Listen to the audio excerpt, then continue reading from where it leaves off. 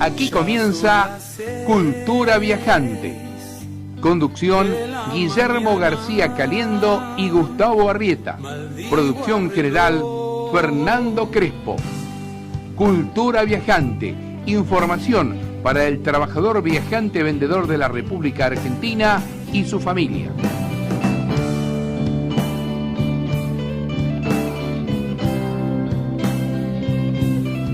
Bueno, señores, muy buenos días. Estamos en otra emisión acá de Cultura Viajante con mi amigo el profesor Gustavo Arrieta. ¿Cómo le va, Gustavito? ¿Anda bien? Excelente. En esta mañana de Buenos Aires gris, media friola todavía. Estamos viendo en invierno. algunas imágenes de otros países que tienen sol, fuerza. Igual la calle está caliente. ¡Epa! La calle está Hay que caliente. tener Muy cuidado. buenos días. Le vamos a dar la bienvenida al doctor acá. Ya el amigo de Es un la amigo, casa. es un amigo. Nuestro licenciado biólogo Daniel Pozzi. Que nos estaba enseñando recién previamente buena cosa que conceptos. para arrancar con el deporte. Muy bien en el básquet. Muy bien, esta Muy mañana. bien en el básquet. Pasamos a las semifinales. Así es, una actuación sobresaliente de aquellas que venía de la Legión Dorada y que no habíamos vuelto a repetir, hoy se vuelve a repetir con un cordobés que está dando que hablar, así que nos alegramos que los cordobeses vuelvan a tener ese protagonismo en el básquet. Ese jugador Campazzo, digo que, bueno, le digo para que usted sepa, es cordobés, ¿no? Muy bien. Ya teníamos a Oberto, teníamos a Milanesio, teníamos a Campana, ahora tenemos a este.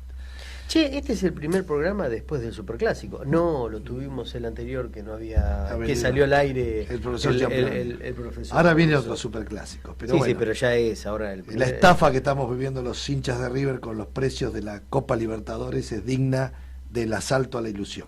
Es un asalto a la ilusión. Boca. Estamos mal, está bien, bueno, está bien, está equilibrado. Este programa está equilibrado. Está trayendo mucho botero usted, Giambroni, él. Tenga cuidado. No hay más. No hay más, ¿no? Pero no hay más. ninguno otro más. ¿Qué más? Bien. Está bien, pero está bien. Bueno, tráelo después del 1 de octubre para ver cómo. 1 de octubre, ¿qué pasa el 1 de octubre? Jugamos con Boca la primera semifinal en River. Hay algo más importante. El Día del Viajante. Bueno, pero los precios de las plateas, vos sabés, querido doctor, que los precios de las plateas es un asalto a la ilusión. ¿Por qué? ¿Cuánto sale?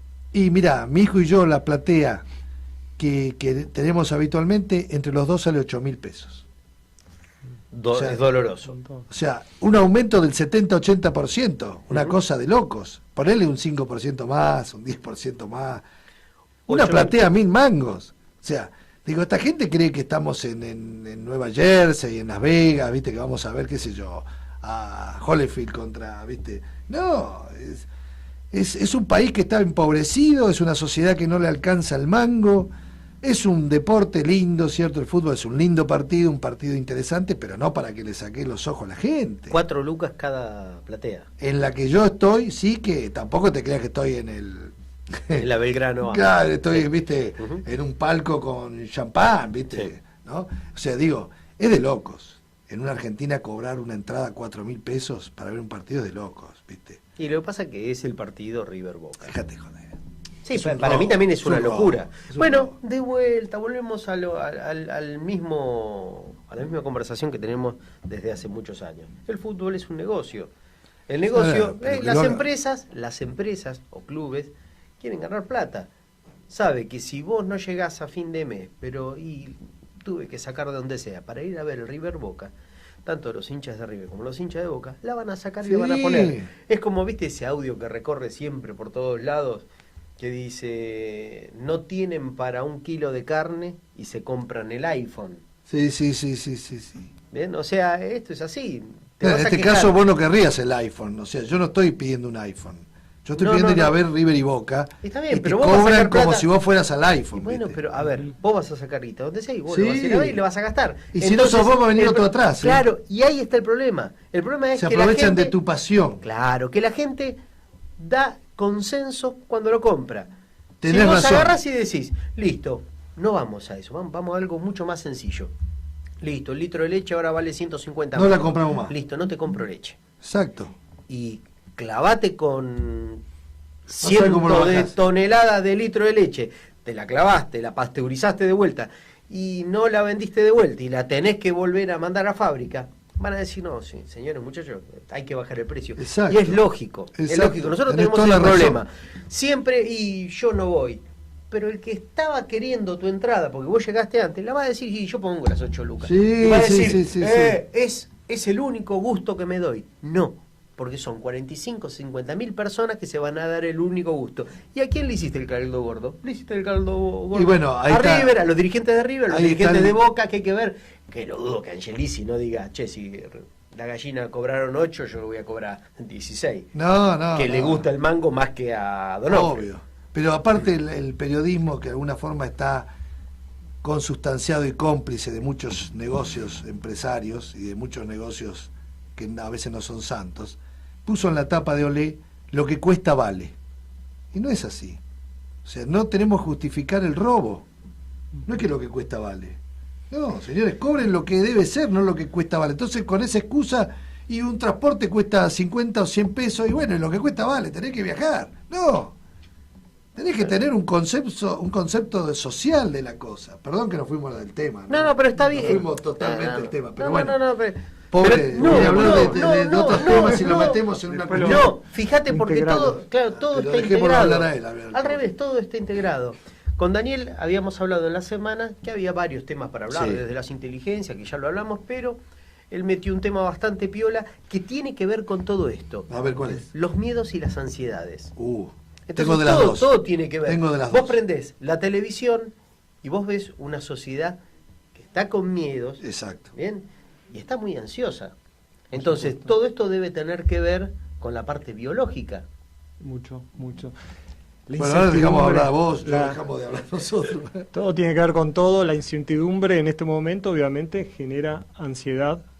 La ansiedad es la hermana del miedo, básicamente es la misma emoción, solamente planificada un futuro, proyectada hacia el futuro, que es una de las capacidades que tenemos los seres humanos de proyectarnos hacia el futuro, de saber qué puede pasar mañana, cuánto puede estar el dólar mañana, qué presidente puede haber mañana. Bueno, Claro. los animales no tienen esa capacidad de planificar su futuro, por ende no tienen ansiedad, sí tienen miedo, pero bueno, todo tiene que ver con todo, porque bueno, una de las formas de nutrir esa ansiedad, de calmarla, es a través de la distracción, ¿no? Entonces puede ser que el fútbol sea una forma, capaz cuando uno tiene mucha ansiedad, está con esa incertidumbre, esa displacer que uno siente por esa ansiedad, ese saber qué va a pasar mañana. A veces pasa que uno quiere distraerse y bueno, capaz lo que ustedes comentaban de las entradas, capaz aprovechan de esta necesidad de la gente de distraerse un poco, de pasar un rato bien.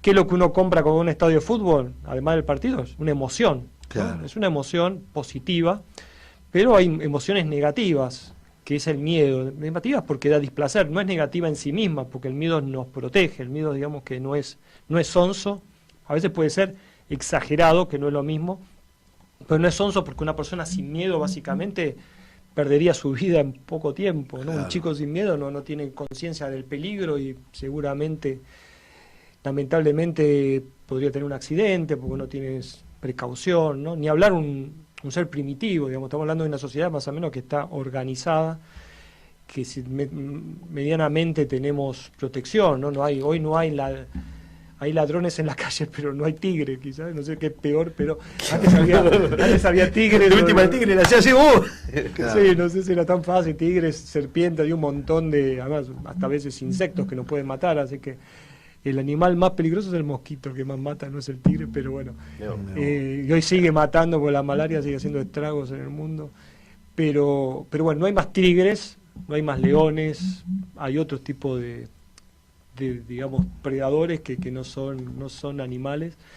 Puede ser un auto, quizás, a veces como pasó ahora, que Mató a esa pobre chica ahí de control. pero digamos que no es tan común, ¿no? Como era antes, que uno estaba todo el día, salía y tenía riesgo, ¿no? Entonces el miedo nos protegía, y a veces era mejor tener miedo, aunque fuera un poco irracional, ¿no? A veces uno sentía un sonido y pensaba que era una serpiente, y capaz, o que era un predador, y frente a ese hecho uno tenía miedo y evitaba ese miedo y sobrevivía, ¿no? Y aunque no importaba que estuviera equivocado, porque a veces es mejor equivocarse Y prevenir que el curar. 99% de las veces y no ese 1% que uno pierde la vida, ¿no? Entonces uno tiende a veces a tener esos miedos. Lo que pasa es que la sociedad ha cambiado, ya no hay tigres, ya no hay leones, no hay tantas víboras, digamos, ¿no? Por lo menos en una sociedad urbana como la que estamos la mayoría, pero seguimos teniendo esos mecanismos antiguos, podemos llamar, capaz son obsoletos hoy para la sociedad actual, pero siguen actuando y nos siguen perjudicando. Y eso es lo que se llama ansiedad. La ansiedad la sufrimos, porque me incluyo, el 20% de la población nos llama trastornos de ansiedad, que pueden manifestarse en distintas formas, en ansiedad social, se puede manifestar en fobia, se puede manifestar en una preocupación constante, en distintas formas, ¿no? Y frente a eso uno sufre, ¿no? Básicamente, porque el miedo y la ansiedad es una sensación displacentera, nadie goza teniendo miedo, ¿no? Claro. Por eso uno busca distraerse, volvimos al tema de ustedes, por eso todo tiene que ver todo. Cuando va a un fútbol, un espectáculo, un recital, lo que sea, uno busca distraerse muchas veces, no solo del miedo, sino de otras emociones displacenteras. Ahora hay un miedo más profundo, ¿no? Que es el miedo a no ser feliz, el miedo a estar en una situación, diríamos, de soledad, de frustración. Digo, los miedos también pasan por lo que uno no es o no tiene, ¿no? También, no solamente frente a los animales o a los peligros reales, pienso, ¿no? Sin duda. Por eso empieza a atacarse toda esa ansiedad, ¿no? Sin esa duda. sensación de bienestar que no se alcanza nunca. Y que uno se convierte en un enfermo, en definitiva. Hace una enfermedad de esta sensación de insatisfacción, ¿no? Digo, sí, yo. Hoy llamamos trastorno, porque la enfermedad a veces no está bien categorizada, ¿qué es una enfermedad? Entonces tiene que haber un remedio para... Hay remedio para la ansiedad, pero qué sé yo, es un tema conceptual nada más, uno llama trastorno porque es algo que evita que uno sea más feliz, ¿no? En definitiva es eso, porque hoy la enfermedad es muy relativo, ¿qué es una enfermedad? Si estar solo es una enfermedad, si no, hay muchas cosas. Si la sufre. Sí, en definitiva hoy está el concepto de enfermedad, digamos que se está revisando, pero uno habla cuando habla de estos temas psicológicos lo llama trastorno, ¿no? Mira vos. Se llama así, es una palabra, ¿no? Que le sí, pone, no, está perfecto, porque en definitiva lo que no hace es ser menos felices, ¿no? Porque claro. Si uno tiene mucha ansiedad, tiene displacer, tiene menos felicidad, en definitiva es eso, ¿no? Entonces se lo llamamos trastornos y son cosas que uno tiene que tratar de mejorar, ¿no? ¿Hay medicación? Sí, hay medicación. Hablamos de las benzodiazepinas, son las más conocidas. Trapax, Rivotril, esos son los nombres comerciales, ¿no? Valium se llamaba antes. Valium. Las drogas se llama como lorazepam, siempre terminan así con ese clonazepam, ¿no? Esos son el nombre científico. ¿Eso que te baja qué? Eso lo que hace es disminuye todo el cerebro, porque actúa sobre un circuito que se llama GABA. GABA es un neurotransmisor que es inhibitorio, entonces es como que el cerebro lo duerme un poco. Entonces al dormir, bueno, que duerme todo, y a veces es como matar un mosquito con una granada, ¿no? Porque duerme todo el cerebro, no es que solamente la parte del miedo, de la ansiedad. Claro, lo anula prácticamente. Sí, uno tiene sedación, por eso a veces los reflejos bajan, ¿no? Está más, no cansado, sino como esa reacción provoca a veces que uno se duerma, ¿no? Uh-huh. Que a veces no es bueno, ¿no? Porque está manejando y se duerme, no es bueno, por eso a veces... dependiendo el cuadro. Sí, conviene. Está psiquiatra, bárbaro, ¿no? En este caso. El psiquiatra es el que receta benzodiazepinas, es el medicamento, creo que más vendido, está siguiendo con los que también son los antidepresivos, que también tienen que ver con la ansiedad, pero es otro mecanismo, ¿no? Pero básicamente, ahora, sí. Perdón, eso siempre uno escucha el antidepresivo. Vos, en teoría, si tenés una depresión, estás en el estado como de aletargamiento, como si estuvieras dormido con el clonazepam. Y estos antidepresivos hace el efecto contrario que todas estas drogas, ¿o no? Las benzodiazepinas actúan sobre el GABA y inhiben. En cambio, los antidepresivos suben un neurotransmisor que se llama serotonina. Puede también, es el más importante, digamos, también algunos sobre dopamina, adrenalina, pero básicamente aumentan la cantidad de serotonina en el cerebro.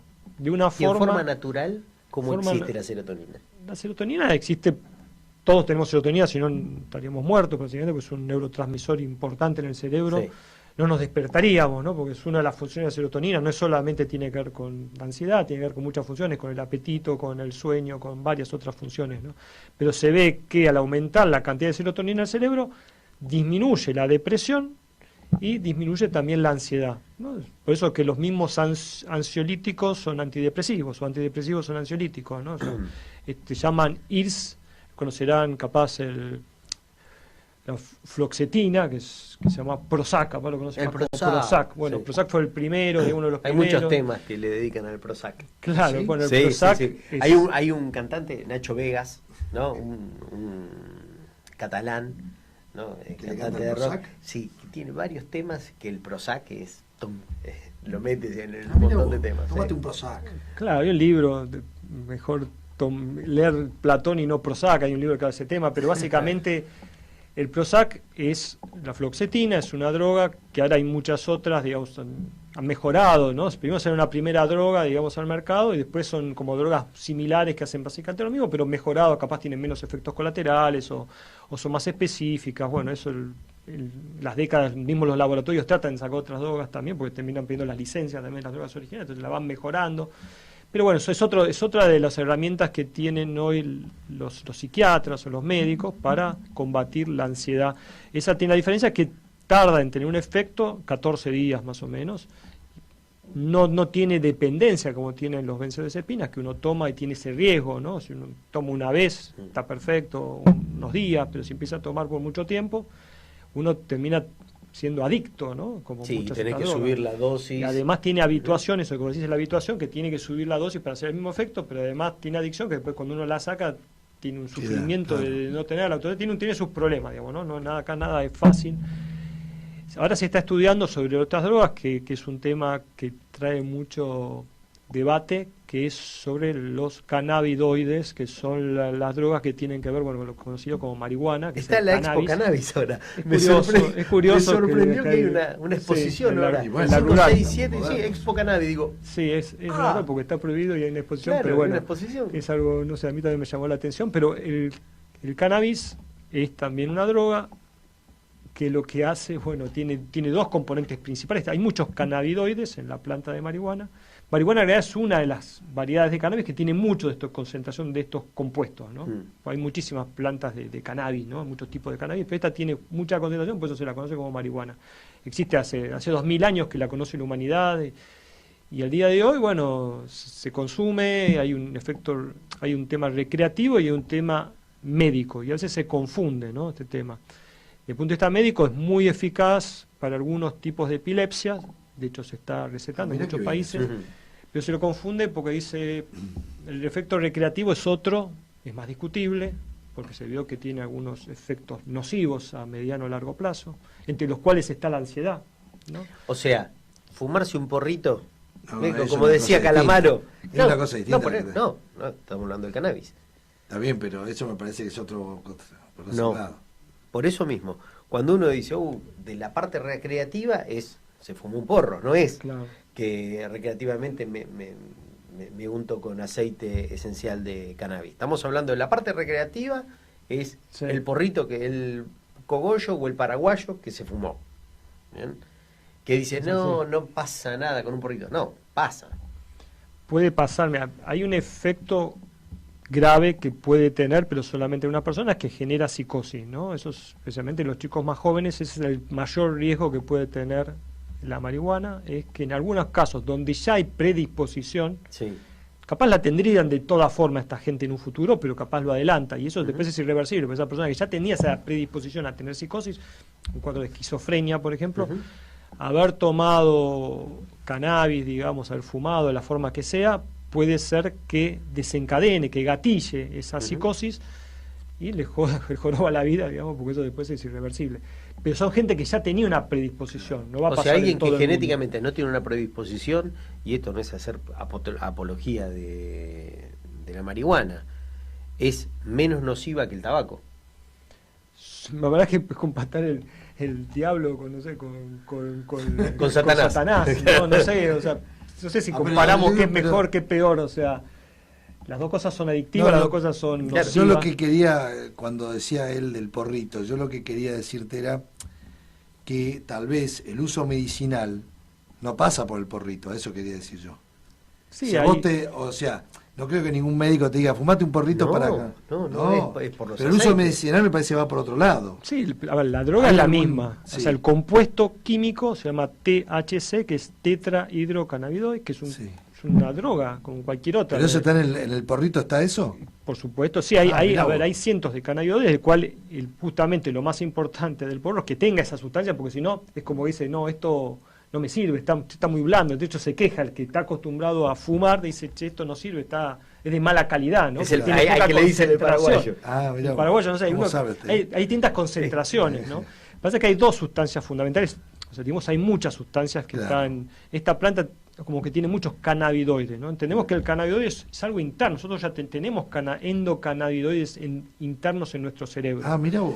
Todas las Qué bueno drogas, saberlo. todas las drogas generalmente actúan sobre receptores que ya existen, Ah, que ya los tenemos, pero, a ver, no los sobreutilizamos, ese es el problema. O sea, a ver, claro. también todos los que hablamos hoy, el GABA, de la cocaína, cualquier sustancia externa, si actúa sobre nosotros porque ya tenemos un receptor que servía para algo. La naturaleza no lo tiene porque un día el humano iba a consumir cocaína o marihuana, sino ya lo tiene por una función interna. Pasa que no le da, no le tira un arsenal así que lo revienta, se Claro. lo usa en forma moderada y tiene como mecanismos de equilibrio. Pero cuando uno le da una sustancia, mucha cantidad, esos receptores se desequilibran y producen obviamente problemas, ¿no? A ver, si no uno lo compara, a ver, uno no va a morir por fumar, digamos, ¿no? Como puede ser la cocaína, obviamente es mucho peor, ¿no? O sea, es mucho más dañina para el cerebro, o sea, hay gente que fuma por muchos años, no le pasa nada, y está bien. Lo que pasa que, como todas las cosas, genera ansiedad, ¿no? Y la ansiedad no es buena para nada, ¿no? O sea, genera ansiedad por dos razones. Uno, la ansiedad de no tener esa sustancia, ¿no? Y la otra es la ansiedad de poder, o sea, la ansiedad. No hay problema. Sí, pues justo me sonó. La ansiedad La ansiedad de. que te está Estamos llamando. en La vivo. ansiedad que justo Estamos me en está vivo. llevando, lo tiro Decirle en- que te miren, tiro el teléfono. decirle que te mire o que te escuche en YouTube. Claro. O por aplicación. Lo que tiene la sustancia es que hay dos sustancias, y eso es lo interesante. Hay una sustancia que está también en la marihuana, pero en menor concentración, se llama cannabidiol, que no es tan mala como el THC, digamos, no es tan mala en el sentido de que se vio Entiendo.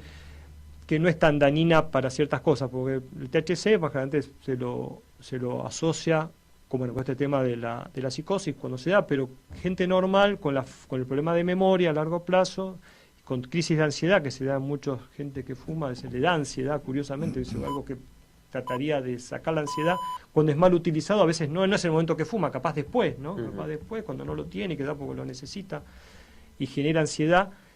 Y también el otro problema que puede traer a largo plazo, básicamente, son temas de desregulación emocional, ¿no? Entonces, no es bueno, tampoco es que uno se va a morir, digamos, fumándose, pero bueno, lo que hay otras sustancias que uno la podría separar, y eso es capaz lo que es bueno diferenciarlo, ¿no? Porque el cannabis también es bueno para los dolores, y eso es bueno para mucha gente que sufre mucho, dolores relacionados con el cáncer, neuropatías, y a veces la verdad que hay gente que está muy agradecida, ¿no? Porque le disminuye el dolor. Entonces, la cuestión es el buen uso, no es usarlo o no usar, Claro. y eso es lo que a veces se confunde, porque dice, bueno, vamos a prohibir o no prohibir, no es prohibir ni no prohibir, es usarlo adecuadamente. A veces, cuando tenés circunstancias que justifican usarlo, está bien, y si no, bueno, tratar de no usarlo. Bueno, y si uno lo usa, sabe que tiene un riesgo, como cuando uno fuma, cuando toma alcohol y todas esas Exacto. cosas, sabe que Me parece tiene muy un criterioso riesgo, lo que ¿no? está diciendo. Es una de las pocas veces que escucho algo con criterio, porque prohibir por prohibir no tiene sentido, porque es más, fomenta el uso, ¿no? Hoy de cuanto más prohibís algo, más sale, ¿no? Y bueno, como lo ve, hay una exposición de cannabis, hay locales que lo ven, no sé, parece. De hecho, el cannabidiol dice que se vende en muchos lados, Sí, es fácil de conseguir. En los ¿no? locales de dietéticas. Sí, Ah, mirá exacto. vos. Ya en dietética ¿Cómo se lo veo? empieza. Lo veo totalmente informado. No, vos sabés que a mí me Lo sorprendió. veo que está... Hay en otros países donde los Muy locales famoso. de cannabis, bien, son normales, y vos tenés locales gigantes que te ofrecen todo el producto, porque no solamente que te ofrecen el cannabis, sino las semillas, cómo fumarlo, hasta los abonos, bien, Mirá vos. para hacer las plantas. ¿Pero eso acá en indoor. Argentina? No. Acá en Argentina hay lugares, hay varios lugares donde te venden todo lo que se refiere al cultivo del cannabis. Porque eso no está prohibido. ¿O sí? la legislación en el mundo tiende a ser a veces contradictoria, y en España pasa, bueno, que tiene lugares, hay clubes que lo pueden hacer, pero en la calle no. Hay una contradicción, ¿no?, en sí misma, porque bueno, la gente necesita consumir, pero a ver, ¿cuál es el tema? Es que básicamente que hay necesidad de la gente de disminuir la ansiedad, los displaceres, hablamos de las emociones, bueno, eso de hecho genera una emoción positiva, de hecho el THC genera esa emoción de como drogado, hype, pero hay otro compuesto en el cannabis que eso es un poco, que me parece interesante, se llama cannabidiol, que no tiene ese mismo efecto, no es tan, lo llama psicotrópico es más que afecta a la conducta, esto no afecta tanto a la conducta y sí disminuye la ansiedad, y eso es lo que hoy se está estudiando, y en el futuro puede ser que salga legalmente, digamos, ¿no? Y químicamente no se puede inventar, se puede inventar casi todo, químicamente no se puede decir, listo, se inventó el cannabidiol a partir de pasta de, claro, cannabidiol, sí, por eso, no. Hay un compuesto que pasa que en la naturaleza hay tantas cosas que uno usa lo que ya está en la naturaleza, ¿no? Entre el THC y el cannabidiol tiene una diferencia mínima, casi el 99% iguales, pero tiene un grupo, no sé, de oxígeno, de hidrógeno, digamos, ¿no? Que también, pero acá tiene una diferencia química mínima, pero el efecto es muy distinto. De hecho, se complementan, ¿no? Porque cuando hay un poquito más de cannabidiol, el THC como que hace menos efecto, como que compiten, ¿no? Sobre el mismo, que actúan sobre el mismo receptor. Entonces compiten. Entonces, el problema uno es eso, que uno toma cualquier cosa y no sabe qué concentración de uno, ¿no? O sea, el problema de ser ilegal también causa eso, que uno puede consumir cualquier cosa y no sabe qué concentración tiene de una sustancia, de la otra. Entonces, es como que eso no es como una droga que uno va a buscar en la farmacia y dice, tiene 0,01 de tal, y sabe que tiene eso, porque está regulado, ¿no? Sí. Acá vos tomás y no sabés cuánto tenés de una cosa, cuánto tenés de la otra. Hay distintas semillas, capaz hay semillas que capaz tienen más de uno, más de la otra, que le gusta más, que le gusta menos. Pero termina siendo un arte, ¿no? No es la medicina debería ser más tirando una ciencia, no un arte, y a veces, bueno, puede causar inconvenientes, ¿no? Uno toma un poquito más de una cosa, no la otra. Pero el cannabidiol es interesante porque baja la ansiedad y se vio que no es tan dañino, todavía no se sabe porque uno siempre dice cuál es el efecto a largo plazo, y para eso necesitan años, porque justamente no lo puede estudiar. Le creó la ansiedad, pero le creó una dependencia de muchas otras cosas. Pero sería que no genera tanta dependencia el cannabidiol, pero bueno, es algo, se está estudiando y porque hay la política ayuda porque hay mucha presión de la sociedad sobre esta sustancia, entonces se está estudiando en distintos países del mundo sobre esta sustancia y es uno de los posibles medicamentos que pueden salir complementando los que ya vimos para la ansiedad. Vamos a hacer una breve pausa, ¿les parece bien? No seas ansioso. Pero te dio ansiedad. Y me dio ansiedad, porque la radio te dice que a la 1:30 tenés que hacer un corte para hacer. Bueno, y después vamos sobre la ansiedad y los miedos. Bueno, directo. Tengo mucho miedo. Dejamos de fumar. Tengo miedo que Aníbal se equivoque de botón, pero creo que no. Vamos con la pauta nomás. Auspicia en este programa Federación Única de Viajantes de la Argentina, FUBA. Asociación Viajantes Vendedores de la República Argentina, AVA. Nuevos teléfonos 4-380-5500. Asesoría gremial, turismo. Instituto Superior de Viajantes, ISB, con sus propuestas educativas. Técnico Superior en Comercialización, Orientación Mercosur, modalidad distancia. Técnico Superior en Marketing, modalidad presencial. Títulos oficiales de validez nacional. Laboratorio de Idiomas. www.isb.edu.ar. Teléfonos 4-382-7179, 0800-345-4373. Turismo para la familia viajante. En Mar del Plata, Hotel Posta del Viajante. Complejo Turístico 12 de enero en Cuesta Blanca. Complejo Turístico 1 de octubre en Huerta Grande. El Reencuentro, complejo turístico en la localidad de La Rija, provincia de Buenos Aires. Consultas y reservas 4-380-5500, interno 1502.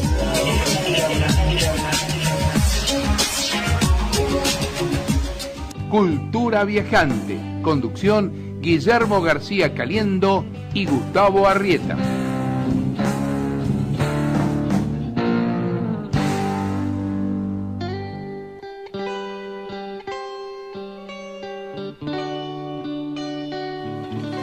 Aquí comienza Cultura Viajante. Conducción Guillermo García Caliendo.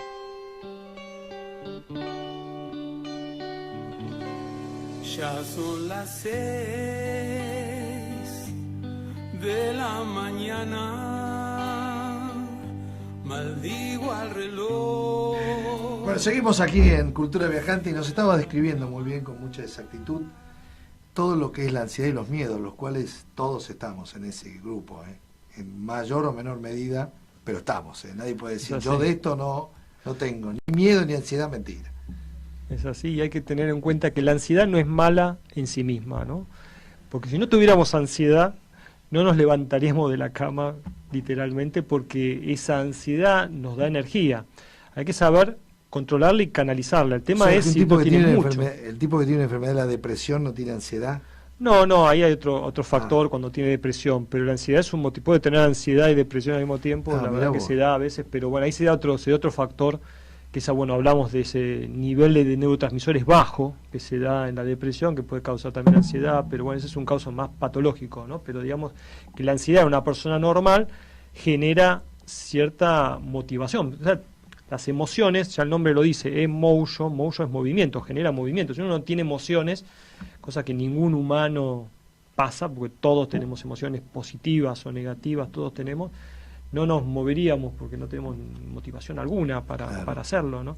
El miedo es la emoción más importante, ¿no? Nos regula en todo momento, hace que la sociedad se pueda regular, porque yo creo que si no tuviéramos miedo, la sociedad sería imposible de vivir, ¿no? Porque de hecho ya es el esquema llama hobbesiano, por Thomas Hobbes, que decía que el hombre naturalmente no es tan bueno y necesita controlarlo a través del miedo. Esa es un poco la idea hobbesiana de hace ya varios siglos atrás, que era ese control a través del miedo, que hacía que la sociedad sea posible. Era la teoría filosófica de Hobbes. El hombre es un lobo para el otro hombre. Exactamente, eso fue lo que dijo Hobbes, que lo tomó igual de los griegos, pero lo hizo. Me había olvidado que compartimos una mesa con un filósofo. Claro. El hombre es lobo del hombre. El lobo del hombre. Es muy cierto, lo dijo él, y bueno, básicamente es por eso que ese miedo lo necesitamos para muchas cosas, pero cuando el miedo es exagerado, claro, no en exceso, ese es el tema. Nos genera una gran sufrimiento que debe ser controlado, porque ya no es positivo, termina siendo negativo, porque termina generando enfermedades, termina paralizando y no nos deja hacer muchas cosas que nos gustaría hacer, ¿no? Claro. Por el miedo, y termina frustrando. Bueno, ¿se puede controlar el miedo fácilmente? No, ojalá fuera así, pero no se puede fácilmente. A ver, claro, ¿cuál es la mejora de controlar los miedos? Bueno, hay que ver a qué miedo nos referimos, ¿no? ¿El miedo se contagia? Se contagia como cualquier emoción, a través, cuando decimos nosotros somos animales empáticos, somos animales sociales, todas las emociones, la alegría se contagia, sí, la tristeza se contagia, sí, el miedo también es otra emoción básica. Todas las emociones se contagian porque somos seres sociales, tenemos esas famosas neuronas espejo, ¿no? Esas neuronas que se activan cuando el otro hace lo mismo. ¿Por qué cuando bostezás vos? Pero si estornudo no estornudás vos, o si toso a veces sí podés estornudar si tenés ganas, porque tenés que tener un mecanismo llamado. Pero el bostezo es resfriado, el bostezo es resfriado, pero tampoco también la risa, ¿no? La risa también es muy contagiosa, no solo el bostezo, ¿no? Claro, la risa también. La risa o el llanto también es contagioso, ¿no? Tanto las emociones se contagian porque somos animales sociales que tenemos empatía, o sea, sentimos lo que siente el otro, y eso se llama la empatía, es propio de un animal social como el nuestro. Entonces las emociones todas se contagian, aún el miedo, aún la ansiedad. Si uno tiene padres ansiosos, lo más probable es que sí salga ansioso, ¿no? Porque uno termina contagiando más a los hijos, que son más receptivos, ¿no? Esas emociones, sean positivas o sean negativas.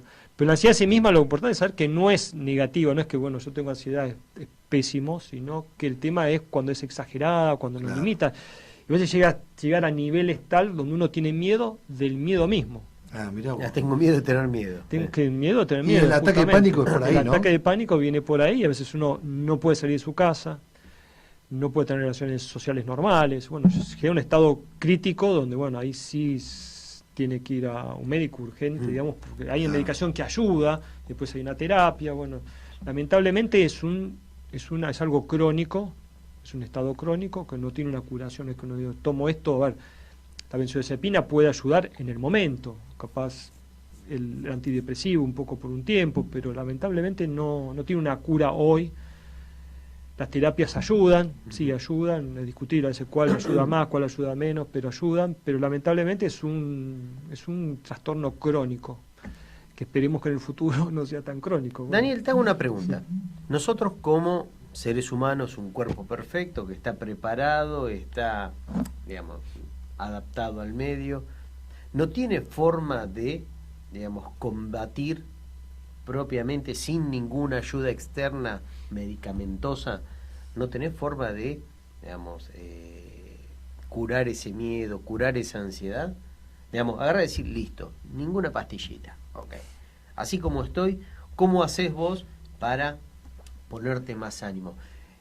Digamos, ¿de qué manera, digamos, vos podés, obviamente esto debe ser una cuestión más de un psicólogo, ¿no? De sentarte con un psicólogo, pero desde la parte biológica del cuerpo humano, ¿bien? ¿Puede mejorar, puede cambiar estos valores que hacen que vos tengas miedo y ansiedad? Todos tenemos miedo y ansiedad, así que eso, además como te decía, si no tenemos miedo y ansiedad estamos en un problema mayor que si lo tuviéramos, porque sería, no podríamos vivir básicamente. Primero porque no tenemos motivación para hacer muchas cosas, y segundo porque asumiríamos riesgos irracionales. Pero sí que, y encima una sociedad como la actual, que también otra emoción muy importante es la ira, ¿no? Imagínate que si la humanidad no tuviera miedo teniendo ira, imagínate, no podríamos salir a la calle. Trompada todo el día. Creo que nos extinguiríamos en pocos días, ¿no? Porque sería imposible vivir. Entonces, el miedo y la ansiedad es necesario, pero es malo cuando se descontrola, cuando llega a un nivel muy alto, cuando no nos deja vivir, cuando nos hace sufrir todo el tiempo, cuando es irracional. Entonces es algo que tenemos que regular, no combatir, no decir, bueno, no quiero tener miedo. Bueno, eso no se puede, por suerte no se puede. Además es imposible, técnicamente imposible, pero además no sería deseable que no tuviéramos nada de miedo. Lo que uno quiere tener es un miedo lógico, ¿no? O sea, está bueno si uno encuentra un león, hoy cosa que es raro, digamos, pero si se encontrara con un león en la selva, estaría lógico que le tenga miedo. Sí. Sería lógico, racional, que le tenga miedo y que salga corriendo si quiere, si puede, o que se proteja, ¿no?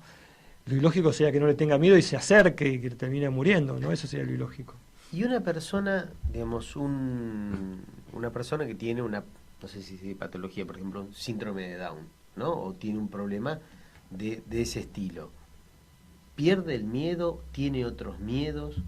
No, a ver, los miedos los tenemos todos, y aún el síndrome de Down provoca capaz un poquito menos de inteligencia, algunos temas conductuales, pero no, pero el miedo está igual. El miedo lo tiene porque, ¿dónde está el miedo? Está en una estructura cerebral que se llama amígdala, ¿no? Que no tiene nada que ver con las amígdalas que tenemos acá. Mira, en el cuello. Vos te la sacaron, sos como un superhéroe. Claro, hombre sin miedo.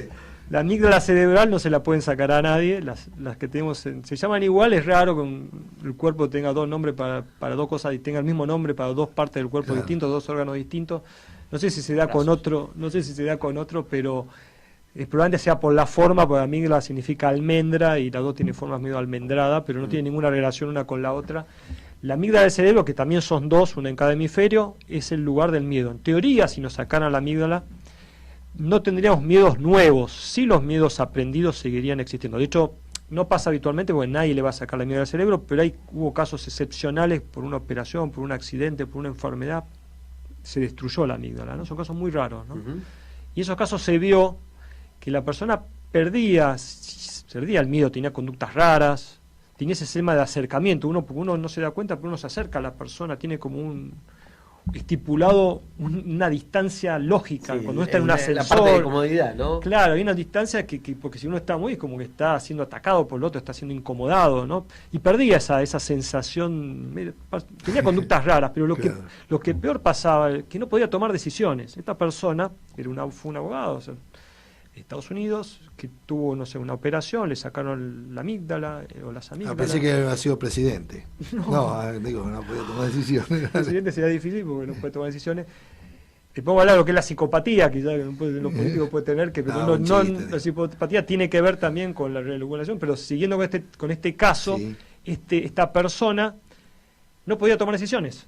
A ver, podía racionalmente saber las ventajas y desventajas de una decisión. Podía saber, esto tiene ventajas, pero no podía tomarla, en definitiva. Se metía en un loop cognitivo, sí. Y no podía salir. Entre los pros y los contras, sí, no podía salir, no podía tomar decisiones. Obviamente perdió el trabajo de abogado. No sé, bueno, igualmente es un trastorno, obviamente que la amígdala no se vuelve a generar, como ninguna parte del cerebro que uno pierde, no se vuelve a generar. Pero no pierde los miedos adquiridos, pues eso es una memoria. Y esto es un poco decir, ¿cómo sacar los miedos? Los miedos adquiridos, según en el caso de una fobia, queda adquirido y queda en la corteza, queda en otro lado. La amígdala sirve para formar el miedo. Claro, O sea, pero para- los miedos que Una ya vez que está estaban formado, quedan. queda Los almacenado. miedos, en un lugar. sí, queda almacenado, no se sabe bien el mecanismo, pero se ve que después de un tiempo después de unos años, la memoria necesita síntesis de proteínas, necesita toda una serie de mecanismos que duran un tiempo, ¿no? Ujú. No solo meses, sino años, ¿no? Y una vez que están consolidados, no se pueden destruir, para decirlo de una forma, ¿no? Por ahora, ¿no? En ratones sí se pudo hacer, pero bueno, con mecanismos que sería imposible hacer en un humano, porque hay que meter una cánula, bueno, es imposible hoy en día. Capaz en el futuro se pueda, hoy día no se puede. Lo que sí se puede hacer es exponer. La exposición es el mecanismo principal para combatir los miedos, las fobias. Ujú. ¿Qué es? O sea, yo le tengo miedo a las arañas, ¿qué voy a hacer? Tener contacto con arañas, ¿no? De una forma regulada, controlada. Una habitación llena de arañas. No, te- eso es cierto, peligroso, la fobia, eso es terrible, peligroso. la fobia. Había una metodología que uno hacía en esa, no me acuerdo cómo se llama, pero uno la metía, tenía miedo a la araña y lo metía con llena de... Eso es contraproducente porque si Ah. se activa más, es un riesgo. A veces ha funcionado, pero mayormente no. Y Claro, podría ser pasar de peor. fobia a terror. Claro, a veces sí, a veces funcionaba y a veces no. Entonces no es lo más... Un infarto le daba al pobre tipo. A veces podría tener un infarto, entrar en pánico, no era... Pero bueno, o sea, es un método que lo han utilizado, pero no es el más adecuado, sino hacerlo paulatino. Si uno tiene una edad, primero lo va viendo de lejos, después se va acercando. Y uno que, en realidad el miedo original no se pierde porque esa memoria sigue existiendo. Por eso es muy difícil combatir el miedo y a veces como que hay una recidiva, ¿no? Uno vuelve siempre a la misma fobia. Lo que hace esas exposiciones es bajar el miedo porque uno se da cuenta, bueno, cognitivamente se da cuenta que no hay ningún riesgo Sí. y se va, bueno. Sí, está siendo consciente de... Es un aprendizaje Ujú. que compensa el otro aprendizaje, es un aprendizaje positivo que compensa el negativo, pero están los dos. No es que el negativo se pierde, y eso es uno de los problemas. Por eso es tan difícil combatir la fobia, los miedos, la ansiedad.